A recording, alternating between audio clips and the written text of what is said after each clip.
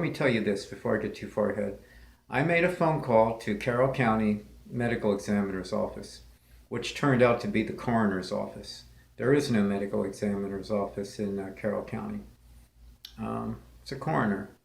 All right. How many of you know, well, what's the difference between a medical examiner and a coroner? Raise your hand. Raise your hand if you're sure. You there, sir, in the green polo.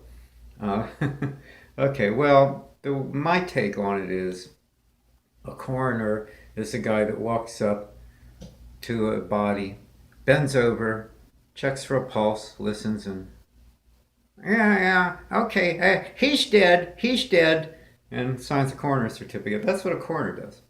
Medical examiner is a pathologist, a medical doctor, and a pathologist.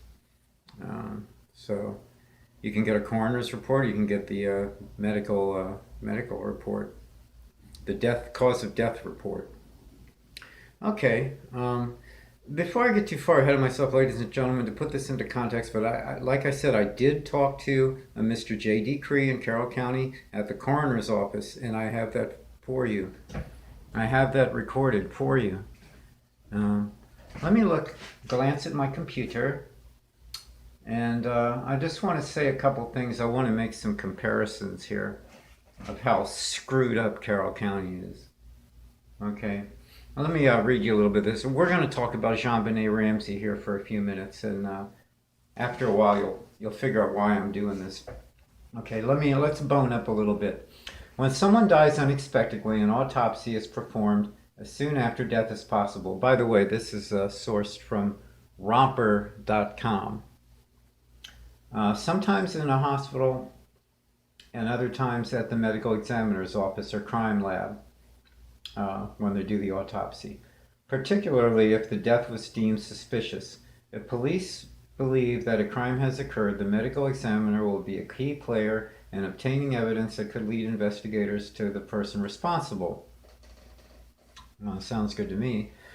The case of JonBenet Ramsey began as a missing child case. Her parents, John and Patsy, woke up early the morning of Christmas Day, discovered their 6-year-old daughter was missing from her bedroom. A ransom note was discovered on the staircase. Okay, I don't want to go over that, what we know.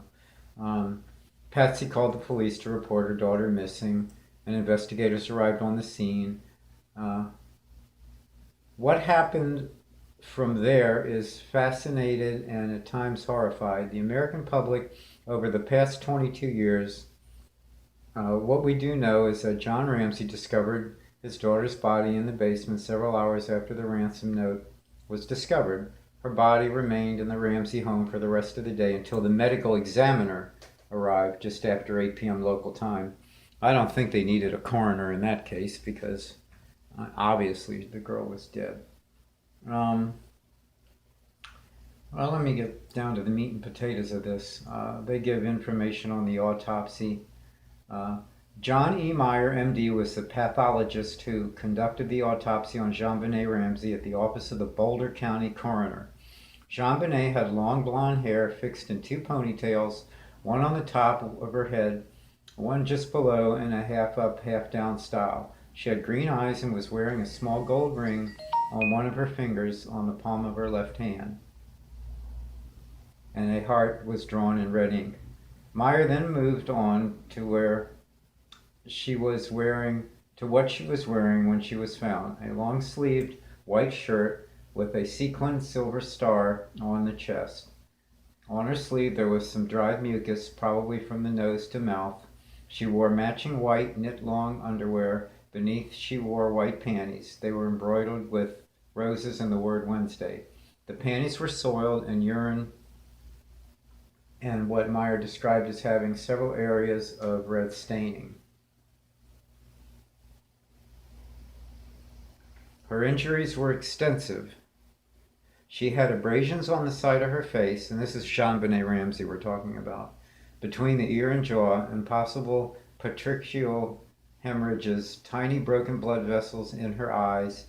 There were also several small dark circles that police at one point thought might be marks by a taser gun. This was never proven, and no stun gun was ever recovered. She had a skull fracture, a subdural hemorrhage, bleeding in the brain, as well as bruises on her brain.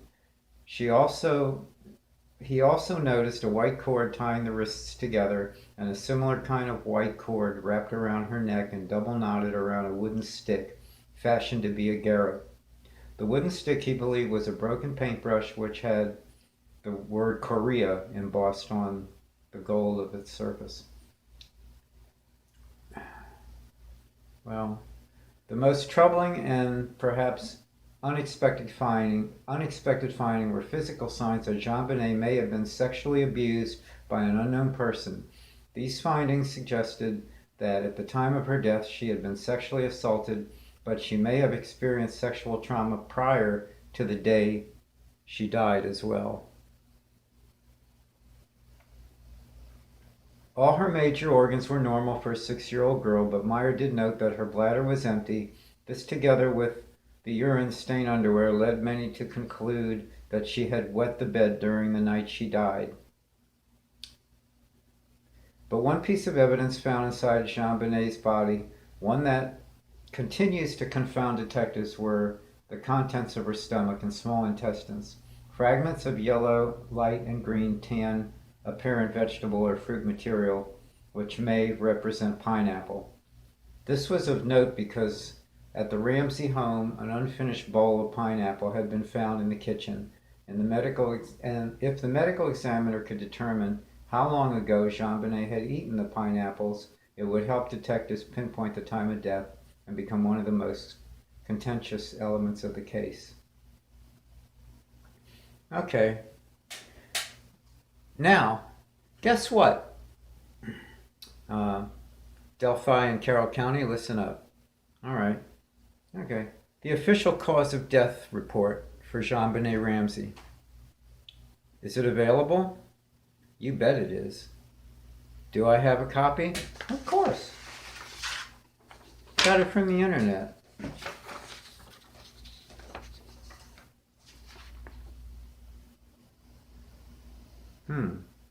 This is the whole thing. It's only 1 page long. It's the final diagnosis. Gee, it's out there on the internet with all this other information about the case, which has pretty much been out there from day one. Well, you know what? The JonBenet Ramsey case is still under investigation. The investigation was never closed. How can this information be out here? Oh, it could hamper the investigation. We might have some people that false confess because it's out there. Yeah, we did. John Carr.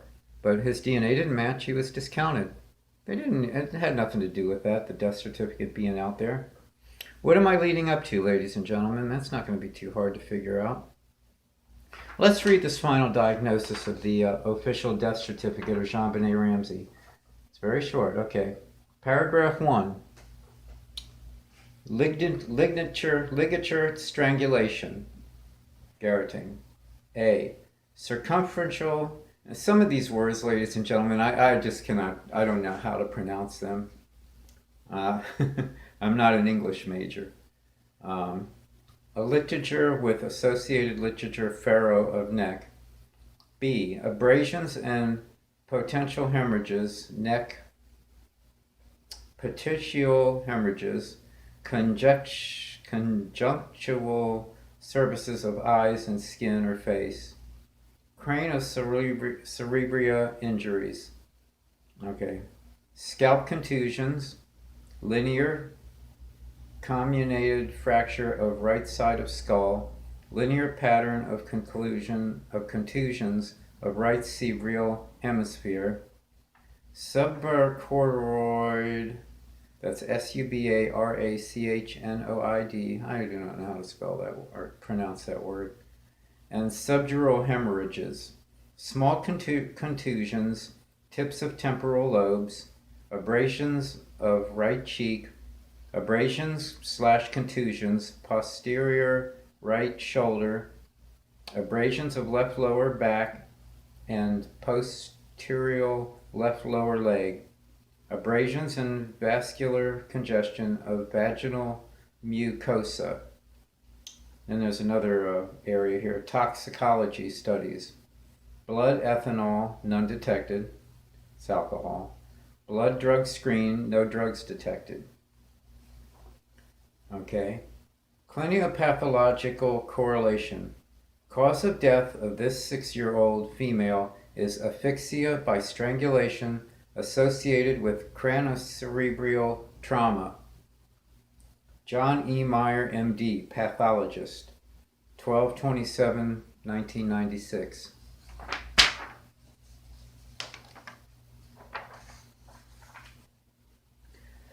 All right, ladies and gentlemen, here is my little call to the, this is a funky little device.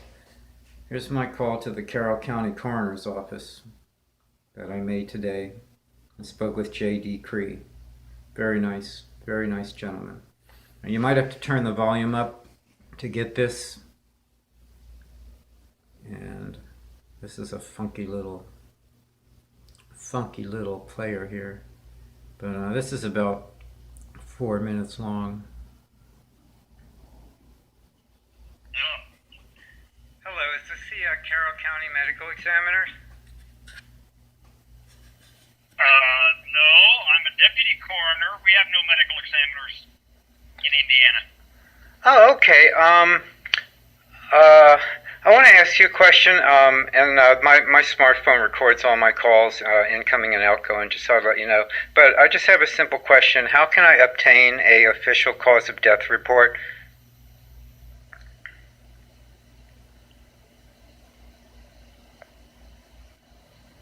Hello? Is this for a family member? No, sir, no.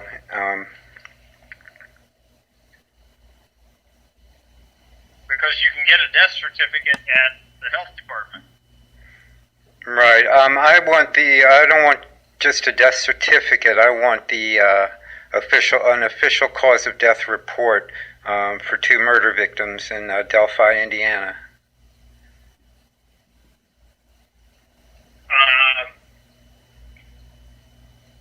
I don't believe that is releasable at this time because the coroner is under court order not to release information regarding that case.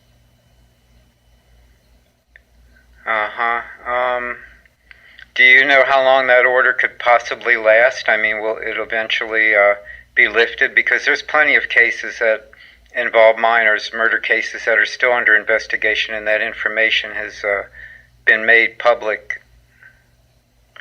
Well, I can't tell you that. You can either call the prosecutor or the circuit court judge, but that order was issued at the request of the Carroll County prosecutor. What is the prosecutor's name, if I can ask? Well, that was under Prosecutor Rob Ives, who has been replaced by the current prosecutor is Nick McClellan. I don't know what his position on it is, but that was the order that was issued at the request of the prosecutor at the time. Okay, so the prosecutor at present wasn't the one that originally made that order. Okay. He made the request, no. Right. Well, I appreciate the help. I appreciate your time. So Carroll County just has basically a coroner, and if you actually just use a doctor, like a random doctor, as to determine cause of death, it's not like a full-time medical examiner? No, we don't. No. In the state of Indiana, we use forensic pathologists in such cases, and the forensic pathologist that is used is at the discretion of the coroner. Okay, great. Well, thanks. You've been a big help. What's your name? My name's Stuart Sutcliffe. My name is J.D. Cree. All right, Mr. Cree. Well, thanks for your time, and I'll try to pursue other avenues. Thank you. You're welcome. Bye-bye. Well, that was interesting. He was a very nice gentleman. He gave out more information than I expected. So the prosecutor makes a decision whether there's a gag order on the information released on the cause of death of Abby and Liberty. Doesn't it have to be signed by a judge too? I'm sure a judge must have something to do with that also. So, what's up? Why does Carroll County do this? Why do they operate the way they do? The public wants to know. Some people don't want to know or glad it's not released. God, they should never release it there. The public doesn't need to know anything. Yeah, we do. We sure do. There's checks and balances around here last time I checked. So, where do we go from here? We're not gonna see the death report, method of death. At least not at this time. And that's so strange to me when there's so many cases. It's just on the internet. It's public. They put that information on Jean Benet. They put her death certificate, final diagnosis out years and years ago. It's not new. It's been out there for a while. What are they trying to hide? And yeah, that's coming from me now. I've been sticking up for law enforcement and everybody else. It's like, what are you trying to hide now? Why is this case being handled differently than other cases that have been cited? Why do we have to keep asking over and over and over again what's going on with the cops up in Delphi, Indiana, and Carroll County? How about a news conference? How about addressing some of these issues? We're going to keep plugging. But in summary, Carroll County, Delphi has a coroner. Yeah, he just goes there with a stethoscope. Person's dead. And they can appoint any doctor that's a pathologist to do the post-mortem autopsy. And ladies and gentlemen, I don't want to see any pictures. I'm not interested in any photographs of the death scene. That's just not necessary. I hope that never gets out there. No real purpose for that. But the information, the text, what damage was done. What was the cause of death of Abby and Libby? Well, they say it was a strangulation. And that's what they say. And again, if you look back through all these archives and past blogs and all that, there was more information that got out the first 3 days than there has in the year and a half since. That's very telling. Okay, well, let me know what y'all think. What should be the next step? Where do we go from here? Those that are really interested in this case. And I like to hear from young people too. If you're 14 or 15 years old and you have a question or you want to enter it, you might get shot down real quick. People don't realize that some questions out there that are strange, they're just from young people. They don't know how to word them right. And you might get jumped on by some of the adults. But don't give up, because some adults are really stupid. And actually, the PIDs, that's my relatives, we had to put up with an awful lot. The PIDs, they go back a long way. And, they actually, it got so bad they had to change their last name. And, my technical name is actually Stu Pid. But, that didn't work out too good. So at an early age, my parents changed it over to Sutcliffe. And I'm glad they did. Where do we go from here? Oh, Mr. Bridge Guy! What do you think, dude? Are you watching my video, Mr. Killer? I hate your effing guts. I can't believe it's been this long. Yeah, go ahead, laugh. Yeah. Stewie got away with it. He's laughing at you, huh? You're an idiot. He'll never get caught. You dork. Maybe you will never get caught. Maybe you don't have a conscience. Maybe it won't bother you at all. You might go through life without a problem. But you know what, dude? There is a chance. Somebody's going to put 2 and 2 together and come out with 4. So, you know what, ladies and gentlemen? Let me give you a good reason why the death report should be put out. The method of death and exactly what the injuries were on the girls' bodies. That could trigger someone to recognize that they've heard that before. What if Bridge Guys told people before, I'd like to get a young girl and garrote her? Or just said it to a family member when he was drunk or something. They could put that together, Oh, the kill method. Yeah, my uncle used to talk about wanting to kill people that certain way. That's not really common, So he goes on a bridge with a deer kit, with a little fanny pack with knives and cameras and pliers and whatever else, steel cord. Who knows what he brought in his little goodie bag. That's one reason why the release of the report. The death reports would be good. Help us out. So, let me know what you think. realstewsutcliffe@gmail.com.